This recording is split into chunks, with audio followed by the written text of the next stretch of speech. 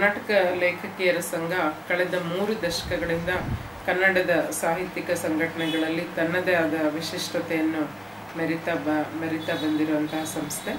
ಹಾಗೆ ತನ್ನ ಒಂದು ಅನನ್ಯತೆಯಿಂದ ಕೂಡಿದಂತಹ ಸಂಸ್ಥೆ ಒಂದು ವ್ಯವಸ್ಥಿತ ಸಂಘಟನೆಯಾಗಿ ರೂಪುಗೊಂಡಿದೆ. ಸುಮಾರು 1000ಕ್ಕೂ ಹೆಚ್ಚು ಜನ ಲೇಖಕಿಯರ ಸಂಘದಲ್ಲಿ ಸದಸ್ಯರಾಗಿದ್ದಾರೆ. ಹಾಗೆ ಕಳೆದ ಸುಮಾರು 35 ವರ್ಷಗಳಲ್ಲಿ 6 ಸಮ್ಮೇಳನಗಳಾಗಿವೆ. ಇದು 7ನೇ ಸಮ್ಮೇಳನ ಜನವರಿ 9-10ರಂದು ಬೆಂಗಳೂರಿನ ರವೀಂದ್ರ ಕಲಾಕ್ಷೇತ್ರದಲ್ಲಿ ನಡೆಯಲಿದೆ. ಸಮ್ಮೇಳನ ಅಧ್ಯಕ್ಷರಾಗಿ ನಾಡೋಜ ಸಾರಾ ಅಬೂಬ್ಕರ್ ಅವರು ಆಯ್ಕೆಯಾಗಿದ್ದಾರೆ. ಹಿರಿಯ ಸಾಹಿತಿಯಾದ ಸಾರಾ ಅಬೂಬ್ಕರ್ ಅವರು ಮೊಟ್ಟ ಮೊದಲು ಮಹಿಳಾ ಸಂವೇದನೆಯನ್ನು ಬರಹದ ಮೂಲಕ ಪ್ರತಿಬಿಂಬಿಸಿದಂತಹ ಲೇಖಕಿ ಅನ್ನುವ ಹೆಗ್ಗಳಿಕೆಗೆ ಪಾತ್ರರಾದಂಥವರು. ಹಾಗೆ ಈ ಸಮ್ಮೇಳನದಲ್ಲಿ ಅನೇಕ ವಿಶಿಷ್ಟತೆಗಳು ಒಳಗೊಂಡಿರುವಂತಹ ಸಮ್ಮೇಳನ ಆಗಿದೆ. ಇದರಲ್ಲಿ ಒಂದು ಲೇಖಕಿಯರ ಮಾಹಿತಿ ಕೋಶ ಲೋಕಾರ್ಪಣೆಯಾಗಲಿದೆ. ಕನ್ನಡದ ಎಲ್ಲ ಲೇಖಕಿಯರನ್ನ ಸೇರಿಸಿ ಅವರ ವೈಯಕ್ತಿಕ ವಿವರ ಹಾಗೂ ಅವರು ಬರೆದಂಥ ಪುಸ್ತಕಗಳು ಹಾಗೆ ಅವರಿಗೆ ಬಂದಿರುವಂಥ ಪ್ರಶಸ್ತಿಗಳ ವಿವರಗಳನ್ನ ಒಳಗೊಂಡಂತೆ ಮಾಹಿತಿ ಕೋಶ ಲೇಖಕಿಯರ ಸಂಘ ಸಿದ್ಧಪಡಿಸಿದೆ.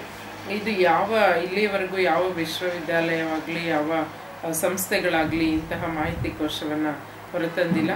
ಇದು ಕರ್ನಾಟಕ ಲೇಖಕಿಯರ ಸಂಘದ್ದೇ ಆದಂತಹ ಒಂದು ಪ್ರಕಟಣೆಯಾಗಿದೆ. ವಿಜ್ಞಾನ, ವೈದ್ಯ ಸಾಹಿತ್ಯ, ಕಾನೂನು ಹೀಗೆ ಆ ವಿಷಯಗಳ ಕುರಿತು ಕೂಡ ಚರ್ಚೆ ಆಗಲಿದೆ. ಇದಲ್ಲದೆ ಮುಖ್ಯವಾಗಿ ಪ್ರಸ್ತುತ ಸಂದರ್ಭದಲ್ಲಿ ಮಹಿಳೆಯರ ಮೇಲಾಗ್ತಿರುವ ದೌರ್ಜನ್ಯಗಳಿರ್ಬೋದು, ಆಗುವಂತಹ ಪರಿಸ್ಥಿತಿ ಮಹಿಳೆಯರಿಗೆ ಬೇರೆ ಬೇರೆ ರೀತಿಯಲ್ಲಿ ಇವತ್ತಿನ ದಿನಗಳಲ್ಲಿ ನಾವು ನೋಡ್ತಾ ಇದ್ದೀವಿ. ಅವುಗಳ ಬಗ್ಗೆ ಬಹಳ ಮುಖ್ಯವಾದ ಚರ್ಚೆ ನಡೆಯಲಿದೆ. ಈ ಸಮ್ಮೇಳನದ ಮತ್ತೊಂದು ವಿಶೇಷತೆ ಅಂದರೆ ಯಾವುದೇ ರೀತಿಯ ಪ್ರತಿನಿಧಿ ಶುಲ್ಕ ಇರಲ್ಲ. ಉಚಿತವಾಗಿ ಲೇಖಕಿಯರು ಬಂದು ಈ ಸಮಾರಂಭದಲ್ಲಿ ಪಾಲ್ಗೊಂಡು ಇದರ ಸಮ್ಮೇಳನದ ಯಶಸ್ಸಿಗೆ ಕಾರಣರಾಗಬೇಕು. ಹಾಗೆ ನವೆಂಬರ್ 9ರಂದು ಮೊಟ್ಟ ಮೊದಲು 9:30ಯಿಂದ ಮೆರವಣಿಗೆ ಆರಂಭ ಆಗುತ್ತೆ. 9:30ರಿಂದ 10ರವರೆಗೂ ಮೆರವಣಿಗೆ ಇರುತ್ತೆ. 10:10ವರೆಗೆ ಮುಖ್ಯವಾಗಿ ಉದ್ಘಾಟನಾ ಕಾರ್ಯಕ್ರಮ ಆರಂಭ ಆಗುತ್ತೆ.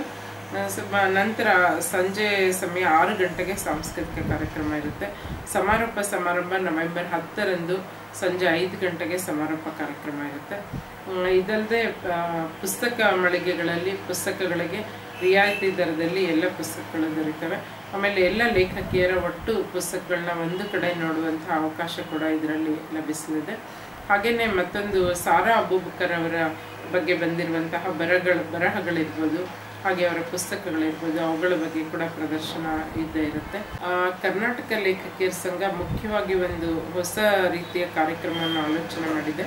ಅದೇನು ಅಂತ ಹೇಳಿದ್ರೆ ಸಾಕ್ಷಿ ಚಿತ್ರಗಳ ಡಾಕ್ಯುಮೆಂಟ್ರೀಸ್ ತಯಾರು ಮಾಡೋದು.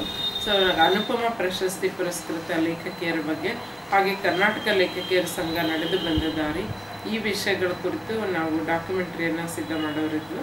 ಬಟ್ ಸಮ್ಮೇಳನ ಸಂದರ್ಭದಲ್ಲೇ ಅದನ್ನು ಲೋಕಾರ್ಪಣೆ ಮಾಡಬೇಕು ಅನ್ನುವ ಮಹದಾಸೆ ಲೇಖಕಿಯರ ಸಂಘಕ್ಕಿತ್ತು. ಆದರೆ ಅನಿವಾರ್ಯ ಕಾರಣದಿಂದಾಗಿ ಅದು ಸಾಧ್ಯವಾಗದೇ ಇದ್ದಕ್ಕೆ ಮುಂದಿನ ದಿನಗಳಲ್ಲಿ ಅಂದರೆ ಇನ್ನೂ 2-3 ತಿಂಗಳಲ್ಲಿ ಅದನ್ನು ನಾವು ಸಾಕ್ಷ್ಯ ಚಿತ್ರಗಳನ್ನ ಲೋಕಾರ್ಪಣೆ ಮಾಡಲಿದ್ದೇವೆ. ಈಗಾಗಲೇ ನಾವು ಕರ್ನಾಟಕ ಸರ್ಕಾರಕ್ಕೆ ಇಂಥದ್ದೊಂದು ಸಮಾವೇಶವನ್ನು ನಾವು ಮಾಡ್ತೇವೆ. ಇದು ಸಮಾವೇಶಕ್ಕೆ ಅನುದಾನ ಬೇಕು ಅಂತ ಹೇಳಿ ಈಗಾಗಲೇ ಮುಖ್ಯಮಂತ್ರಿಗಳನ್ನ ನಾವು ಕಂಡು ನಮ್ಮ ಬೇಡಿಕೆಯನ್ನು ಇರಿಸಿದ್ದು. ಅವರು ಆಯಿತು, ಖಂಡಿತ ಮಾಡ್ತೀನಿ, ಆಮೇಲೆ ಸಮಾರಂಭಕ್ಕೆ ಕೂಡ ಬರ್ತೀನಿ ಅಂತ ಕೂಡ ಹೇಳಿದರು. ಹೆದ್ದಾರಿಗಳಲ್ಲಿ ಶೌಚಾಲಯಗಳ ಬಗ್ಗೆ ಮಹಿಳೆಯರು ಬಹಳಷ್ಟು ಸಮಸ್ಯೆಯನ್ನು ಎದುರಿಸ್ತಾ ಇರೋದನ್ನು ನಾವು ನೋಡ್ತಾ ಇದ್ದೀವಿ. ಅನೇಕ ಕಡೆ ನಾವು ಹೆದ್ದಾರಿಗಳಲ್ಲಿ ಓಡಾಡುವಾಗ ಬಸ್ ಎಲ್ಲೋ ನಿಲ್ಲುತ್ತೆ, ನಾವು ಇಳಿದು ಕತ್ಲೆಯಲ್ಲಿ ಹೋಗಬೇಕು. ಸೊ ಅನೇಕ ಮಹಿಳೆಯರಿಗೆ ಇದೊಂದು ಮುಜುಗರದ ಪರಿಸ್ಥಿತಿ. ಕೆಲವರಿಗೆ ಆಕ್ಸಿಡೆಂಟಲ್ಲಿ ತೀರಿ ಹೋಗಿದ್ದು ಕೂಡ ನಾವು ನೋಡಿದ್ದೇವೆ. ಇದು ರಸ್ತೆ ದಾಟುವಾಗ ಕಷ್ಟ ಆಗಿ. ಸೊ ಇವುಗಳೆಲ್ಲ ಉದಾಹರಣೆ ಇರುವಾಗ ನಮಗೆ ಹೆದ್ದಾರಿಗಳಲ್ಲಿ ಸರ್ಕಾರನೇ ಎಲ್ಲೆಲ್ಲಿ ಒಂದು 100 ಕಿಲೋಮೀಟ್ರಿಗೆ ಒಂದು ಶೌಚಾಲಯವನ್ನು ನಿರ್ಮಾಣ ಮಾಡಬೇಕು. ಮತ್ತು ಆ ಶೌಚಾಲಯ ಒಂದು ವ್ಯವಸ್ಥಿತ ರೀತಿಯಲ್ಲಿ ನೀರಿನ ಸೌಲಭ್ಯ ಇರಬೇಕು. ಹಾಗೆ ಉಚಿತವಾಗಿ ಶೌಚಾಲಯ ಮಹಿಳೆಯರಿಗೆ ಬಳಸ್ಕೊಳ್ಳೋದಕ್ಕೆ ಲಭ್ಯ ಇರಬೇಕು.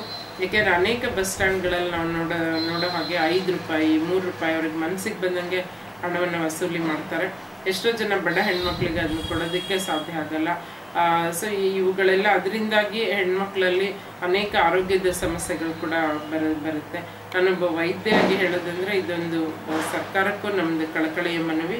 ಇದು ಆಗಲೇಬೇಕು. ಈ ಶೌಚಾಲಯಗಳ ವ್ಯವಸ್ಥೆ ಮತ್ತು ಉಚಿತವಾಗಿ ಶೌಚಾಲಯದ ಶೌಚಾಲಯವನ್ನು ಬಳಸ್ಕೊಳ್ಳೋದಕ್ಕೆ ವ್ಯವಸ್ಥೆ ಆಗಬೇಕು ಮಹಿಳೆಯರಿಗೆ. ಸೊ ಈ ಬೇಡಿಕೆಯನ್ನು ಕೂಡ ನಾವು ಇದರಲ್ಲಿ ಇಡ್ತಾ ಇದ್ದೇವೆ.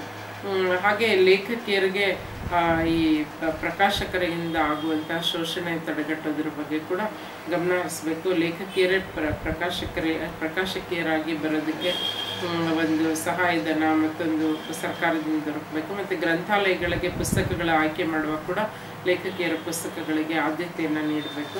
ಸೊ ಇಂತಹ ಅನೇಕ ನಿರ್ಣಯಗಳನ್ನ ಈ ಸಮ್ಮೇಳನದಲ್ಲಿ ಕೈಗೊಳ್ಳಬೇಕು ಅಂತ ಹೇಳಿ ನಾವು ಆಲೋಚನೆ ಮಾಡಿದ್ದೇವೆ.